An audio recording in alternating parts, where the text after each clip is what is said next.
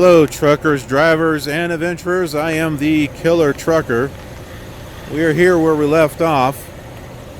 There are a couple of docks there, and that's where we'll be docking to get our previous load unloaded, and then for this mission loaded. There is still another truck over here, and even a flatbed.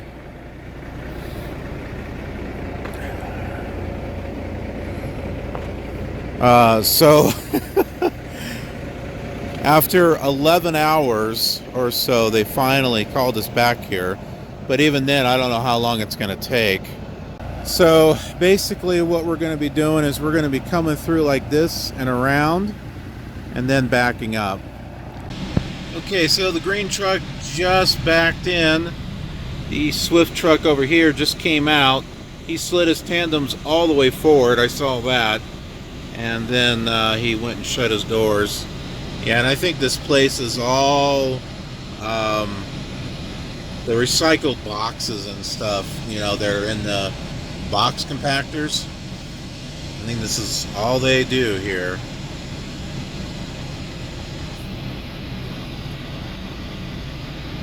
Yeah, he's moving, but I'm not sure exactly where he's going. He might be going in here. I don't know. I don't know. It's a flatbed. I'm not sure what he's doing. Oh, wait a minute. Okay. The guy's going to unload his flatbed right here. Okay. Well, that makes it convenient. Yeah, with his tandems in the back, he's probably going to have a hard time trying to back in there. He might be able to do it if he were to go there. So I don't know, we may not. No, they're going to have to dock us because they're going to be loading us. I don't know. This is interesting. Yeah, so the flatbed's almost done. So, I don't know, it'll be interesting to see what happens here. Guess when he leaves, I'll pull up over here. But I just want to show you folks what time it is. 3:56. Remember, they called me back here at 3. Then I had to get weighed. And then he brought me over here. So, yeah, off duty has been 12 minutes since I got here. I used my on duty not driving yard moves to get over here to save on my drive clock, and then I switched to off duty while I'm waiting. Again, to save my hours. Maybe you're thinking, well, wait a minute, didn't you say that this counts against your 14-hour clock anyway? Yes, it does. That is correct. However, the off duty does not count against your 70-hour clock. So those are the hours that I'm saving. Of course, the one that I'll have to dock at is the one on the other side of the green truck.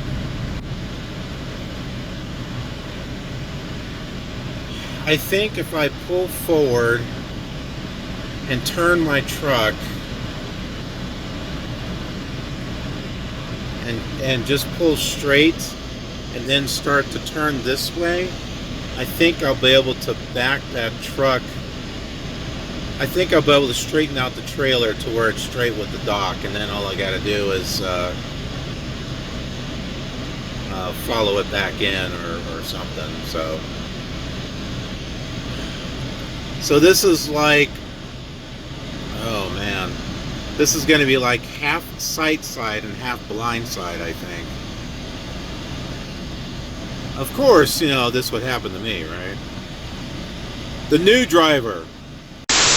Well, I'm backed up to the dock twice. First time they needed more space on the one side, so I got it backed up. Both times I wasn't able to get perpendicular with the dock. It's more at a very slight, like this. very slight angle like this. That's one problem that I have, is trying to get the trailer parallel to, you know, whatever line, you know, basically perpendicular at a 90-degree angle to the dock. I'm always at some slight different type of angle, because it's hard for me to be able to determine with the mirrors if I'm parallel to what's next to me. And every time I think I am, I'm not. So like when I'm pushing the trailer one direction, well, then now it looks like parallel, but then when I straighten the truck back up, nope. and that's the thing that I have a problem with, is trying to get it perfectly perpendicular, you know, back completely straight up against the dock. It's a lot better than the one that I did, the delivery that went in the Mesa. That one was like, you know, like a 45-degree angle. That one was worse. They've got a landing platform that will stretch over into the back of the truck. So that is something. I've put myself in sleeper berth at the moment, because I don't know how long it's going to take. If it takes them a couple of hours, then I can do a split berth in case I need, you know, the hours on the 14-hour clock to get to Phoenix. Right now I've got 10 hours and 31, I was going to say seconds, 31 minutes on my 14-hour clock, and I've got a perfect 11 on my drive clock, because I used the yard moves to get here and the yard moves to kind of move over here.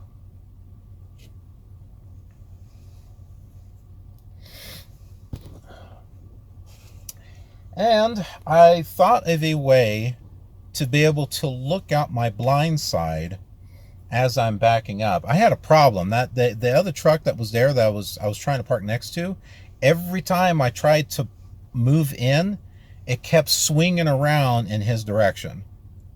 I kept trying to pull forward, angle that trailer in such a way, and then try to straighten my truck, but it just kept angling right towards him. I could not get it angled enough to get it in there.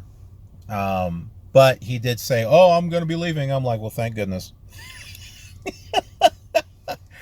So I'm in his spot, and there's another Swift truck. It's actually a Transmex that is parked next to me. He took it. He actually pulled in over there and then kind of backed in, which I'm doing somersaults and stuff. I thought about doing, but I wasn't sure if I was going to be able to. I don't know. I had a feeling that if I did that, I wasn't going to be able to get the trailer in position correctly. So that's why I was trying to do a blind side, because as I was turning, I knew the trailer was going to be over on this side, and I was trying to get it to where the trailer was mostly, you know, in line with it, and then I could just swing underneath the trailer and back up, but it wasn't quite working out that way. It doesn't help that all those trailers over there, they're all at, it's like you've got one here, and then one sticks out here, and another one sticks out here, and so I couldn't really make use of my space because they're not all backed in there evenly. They're, you know, they're like, this one's in, then this one's out a little bit more, and then out a little bit more, and out a little bit more. Yeah, that was crazy. I was really trying to, because I first got up there, and I'm like, okay, try to keep a trailer length, you know, a tractor length away from the trailer. I'm like, because that's what the guy in Kansas City told me. And that worked out until I started getting closer to the other trailers that were sticking out further and then further and then further. I'm like, you gotta be kidding me. But yeah, so I came up with a way to look at my blind side. And that's it there. I'm utilizing my webcam. I just Velcroed it over there on that side. And I just stick the webcam out. And boom. Right there on my computer, I've got a MacGyver setup to where I can see out at a 45-degree angle, just as if I was sticking my head out. Now, is this a substitute for goal? No, it's not. I will still get out and look around, and so I can get a very good, clean look at where I'm at. But at least when I'm backing, I can see where I'm going. Because goal is fine in theory, but when I can't see, I can't see.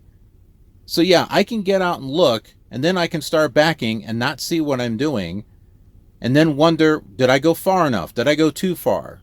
And it's ridiculous. So I need something to be where I can look out that direction.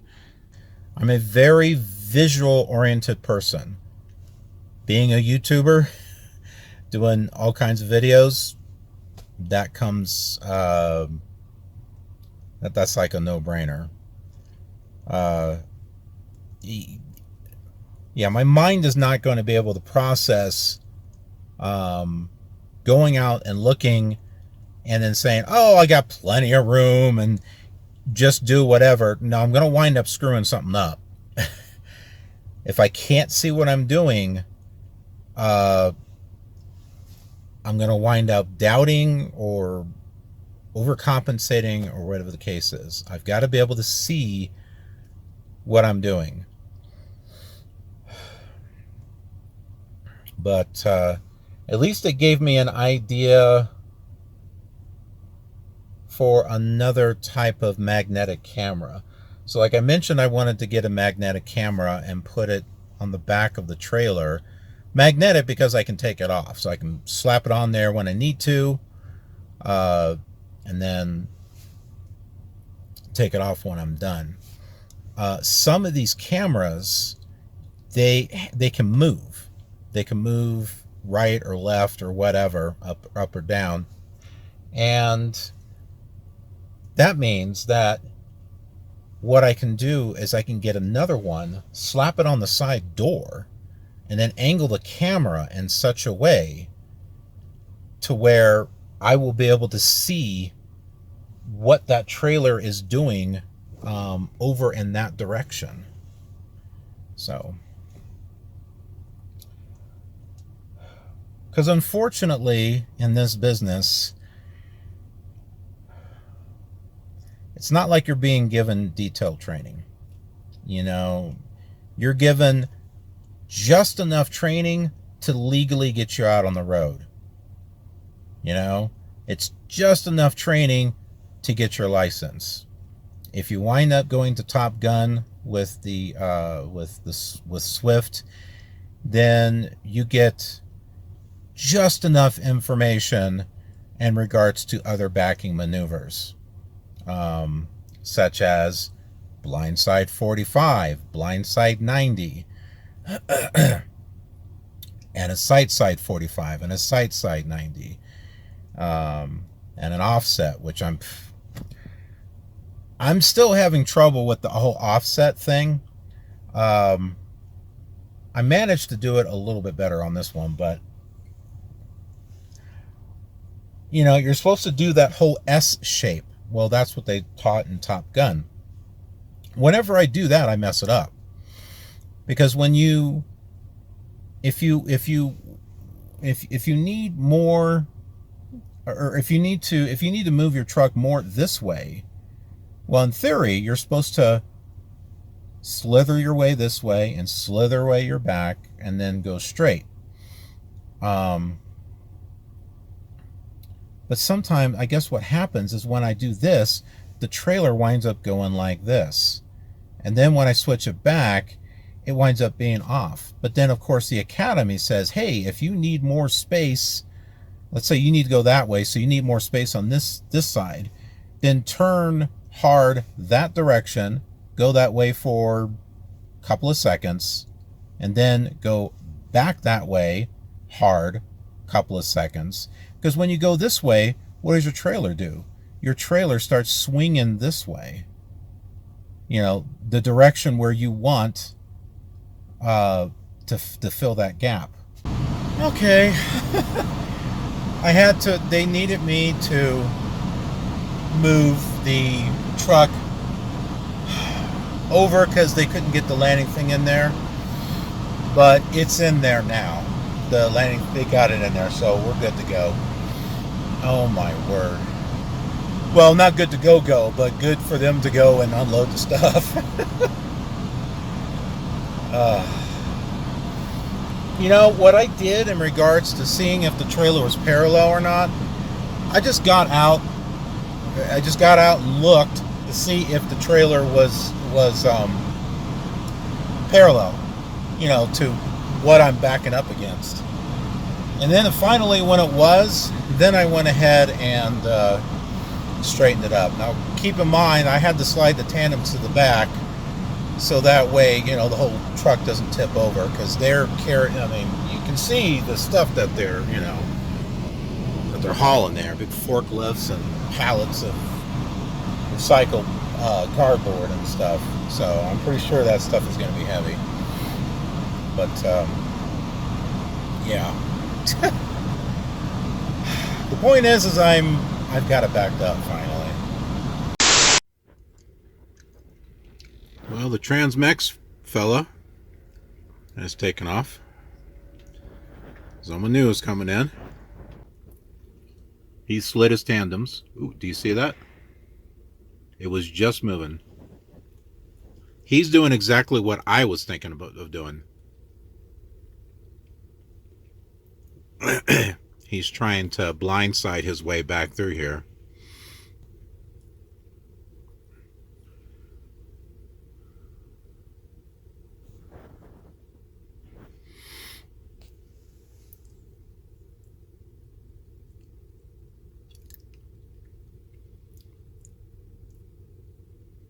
I don't think he's close to hitting me.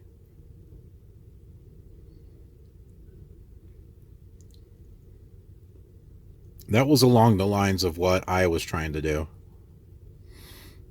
But every time I tried to go through, I wound up lining up like where I am right now, in front of the other truck. It was a little frustrating. He's sealing the doors with his lock. There's trash all over the place. My goodness. That's from them unloading from the flatbeds. He's pulling up and straightening out. That's what he's doing. So now I get to sweep the truck so they can load it. Jeez. Took a bit, but we are loaded and ready to go. So we've got to drive back up to the front guard shack. It's got to be weighed. Well, I'm going to be sliding the tandems, but then after that, we're heading over to get weighed and off to our destination, Swift Terminal in Phoenix. I haven't seen that for a while.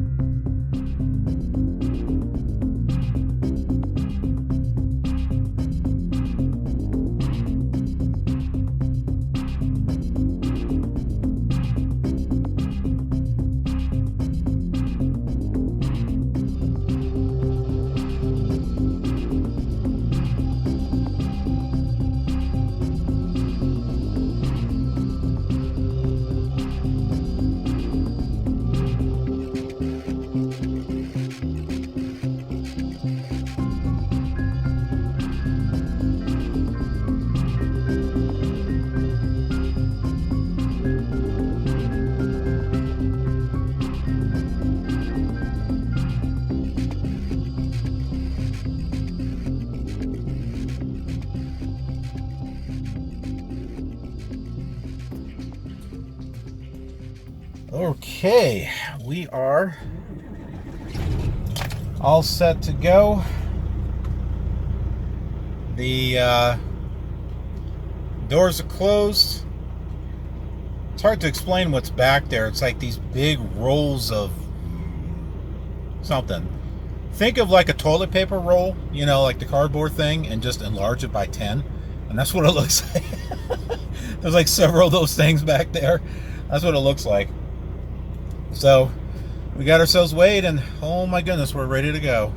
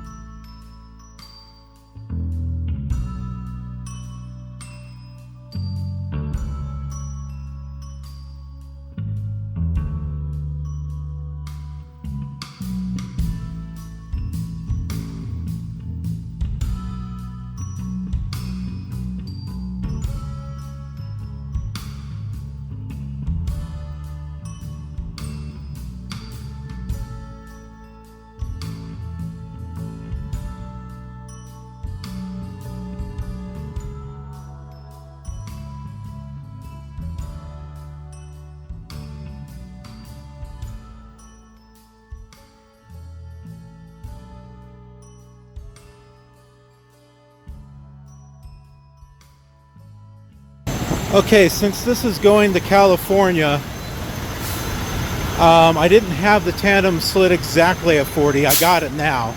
Hey, I didn't even use my tool. Total weight is like 76,000 or something. So I've got to weigh it. Hopefully everything is legal. And then I'll put that receipt in with the paperwork when we put it into the box when we get a T called. Well, I paid for it, but I had to go back and get the trailer number. I don't remember having to give the trailer number before. Just the truck number. I guess maybe it depends upon where you go and get scaled at. Flying J apparently wants you to do truck number and trailer number, so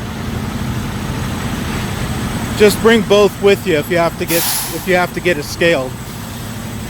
Oh, I sure hope this is okay. Okay, we did it. Under 34,000 on both of the drive and tandem axles. The steer axles are even under 12,000. That's with a that's sitting at half the amount of fuel, but we are good to go. We can start up and we can get out of here.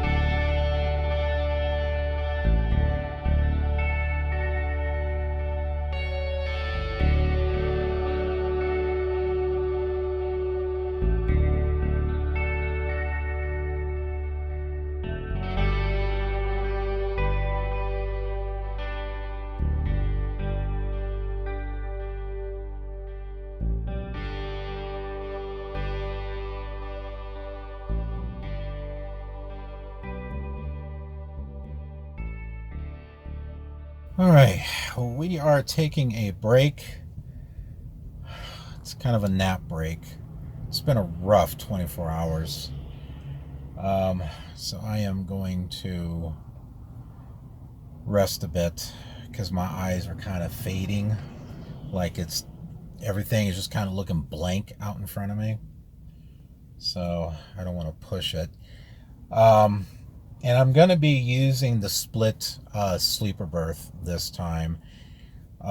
Since I've got used sleeper berth throughout the day, I'll show you what this will do and why I'm doing it. So as you can see, I've got 3 hours and 22 minutes. If it stays focused, 3 hours and 22 minutes left on my 14-hour clock. That's barely enough time to get to the Phoenix terminal. If I push it, I don't think that's very safe. However, if I use the apply sleeper berth split,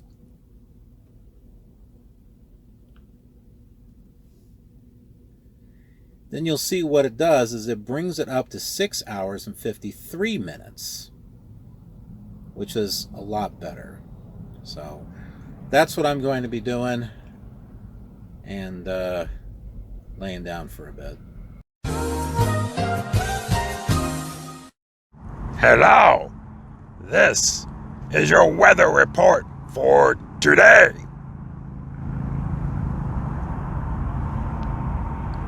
It's rocky and dirty. Back to you. About 25 minutes or so. I just laid down. I know I fell asleep for a little bit. Makes a whole big difference though. I definitely feel a lot better. So this is the Meteor Crater rest area. And apparently it's only westbound. It is not eastbound. Well, that's kind of nice. You got a few picnic tables here. It's kind of nice if you want to just sit down, have a meal or something. A little bit of salt.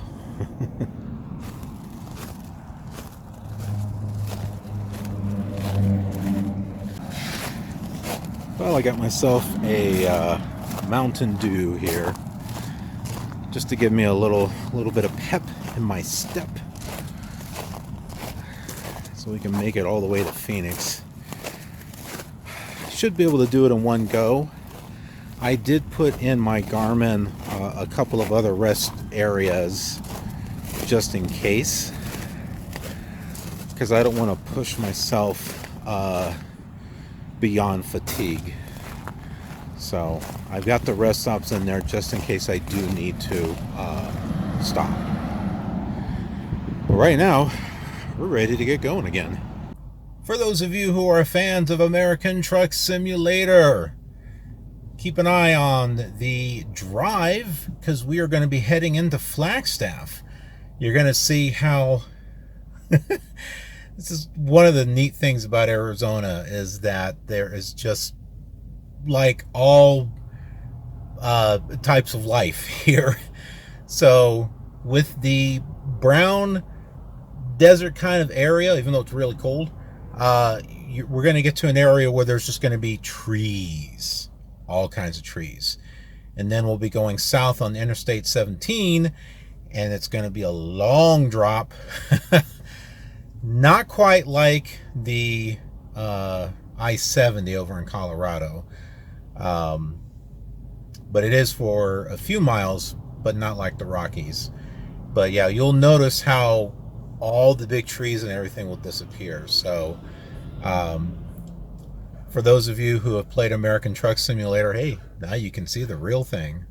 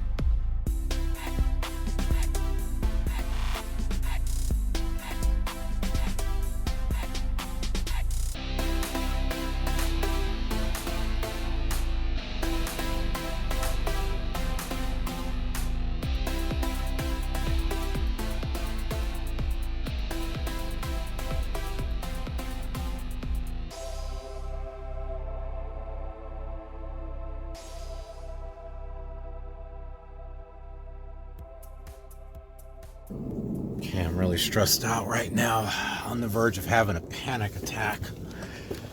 So I tried to stupidly pull through on that one spot.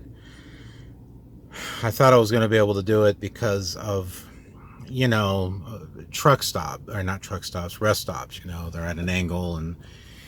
But no, there wasn't enough room. I had to get some help to get me out of the situation, because when I was trying to back out, the trailer was getting too close to the reefer that was behind it. Thankfully, he helped me get out, and I was able to find a better spot that I could go through. But yeah, I'm disconnecting it now. Well, it is disconnected, but I got to gather the paperwork and stuff together, so take pictures of it so I can submit it and then put it into the box. Okay, so I put the paperwork in the container. Do you all see a problem? I know I do. That's attached. That's attached. Where the hell's the cover? Really? So a big gust of wind can just sit here and just blow this thing away, basically. Or, you know, a big rainstorm can completely saturate this thing. I mean, seriously, nobody reported this? Why is it that I am the one who gets all the freaking garbage trailers? Well, most of them anyway. I mean, this is stupid. Absolutely stupid. So I send a message to the team saying, here's the problem. Well, do you have a bag you could put it in? Sure, I've got a bag. I don't know if it's going to stay on here. I mean, a good wind could just, you know, basically pull this thing right off. So, I don't know.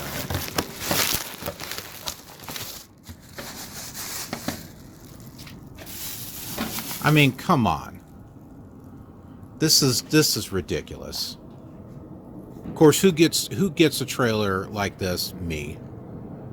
And how long is it going to sit here? That's my other question. How long is this going to sit here? So, this is just video record for you folks to show you what I have to deal with. And the fact that I'm not nuts. This thing has 2 boxes on it. Neither one has a cover. Swear, they need to trash some of these freaking trailers. Okay, so I just used my Gorilla Tape and put it on there.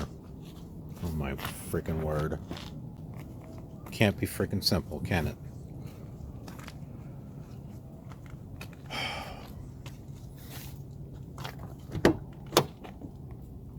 So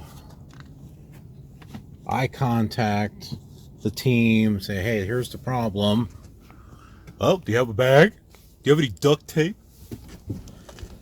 I don't know, this whole freaking truck is duct tape. My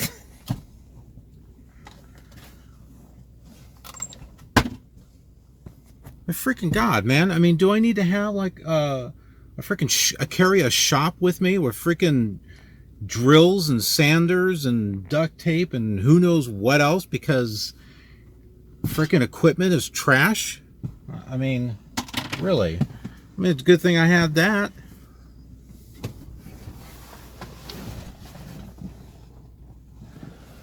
Any other carrier like this?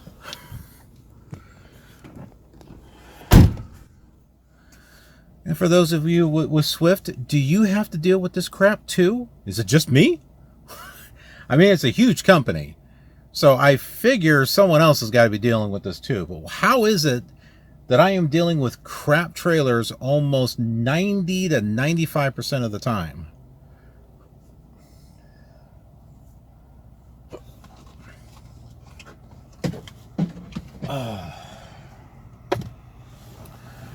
And of course, you know what someone's going to say.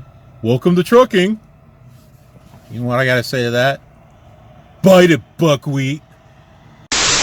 I am really really tired.